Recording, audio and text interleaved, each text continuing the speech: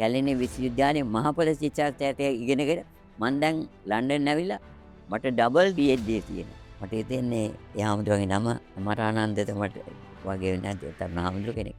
මම AD වීරසිංහ වයස 90යි. ප්‍රථම භාණ්ඩාගාරික හෙඩ් ඩිපාර්ට්මන්ට් කෝපරේෂන් මාසික අධ්‍යක්ෂකවරුන්ගේ මාසික රැස්වීමට එන්නේ කිව්වා. එතුළා මුදලේ හාමුදුරුවෝ එතුමා එකපාරට මගෙන් ඇහුවා Mr. Veerasinghe, can you handle this job? මං ඇහුවා sir, what is the job? We are going to start a lottery to collect funds to grant scholarship to university student of other higher education. එතකොට මම මගේ අවුරුදු මට ඉතින් 45ක් විතර ඇති. මං කිව්වා sir, I'll do this. I want that type of people. එතුමාට ඕනකම තිබුණා මේ මම ලැබුණු අවස්ථාව දුප්පත් ළමයින්ට දෙන්න. මේ එතුමා මේ ලොතරැයියක් මෙහෙ කරලා සල්ලි ජෙනරේට් කරලා ශිෂ්‍යත්වයෙන් එයාට එතුමාට ඕනකම තිබුණා. ඔය ශිෂ්‍යත්ව වලින් 90%ක් දෙන්නේ දුප්පත් සහ දක්ෂ ළමයි. 10% දෙන්නේ මෙරිට් කට්ටිය. ඉතින් ළමයින්ට අවස්ථාව දුන්නා. ළමයි ඉගෙන ගත්තා. නමුත් ඊට පස්සේ කිසිම සම්බන්ධයක් නැහැ. මේ වෙබ් අඩවියෙන් ඕන කෙනෙකුට විස්තර දැනගන්න පුළුවන්. ඒක කාලොච්ච එකක් පොඩි දිනගේ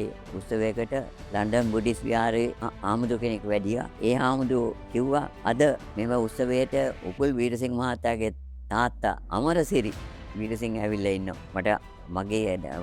මගේ ජීවිතේ වැදගත් දිනයක්. එනම් හේතුව මම 1987 කැලණි විශ්වවිද්‍යාලයේ මහපොළ ශිෂ්‍යාර්ථයට ඉගෙනගෙන මම දැන් ලන්ඩන් ඇවිල්ලා මට ඩබල් PhD තියෙනවා. මට හිතෙන්නේ ඒ හාමුදුරුවන්ගේ නම අමරානන්දට මට වගේ නැද්ද තරණ හාමුදුරුව කෙනෙක්.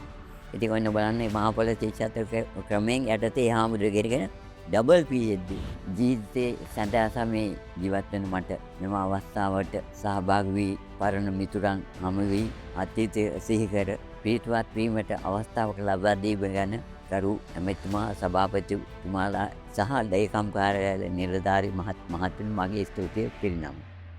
මගෙන් මහපොළට මහපොළෙන් දරුවන්ට දැයේ දරුවන්ගේ අධ්‍යාපනයට සවියක් වන මහපොළ ට්‍රස්ට් ෆන්ඩ්හි අරමුදල ශක්තිමත් කරන්න දැන් ඔබත් එක්වන්න www.alumini.mahapola.lk අදම සයින් අප් වෙන්න.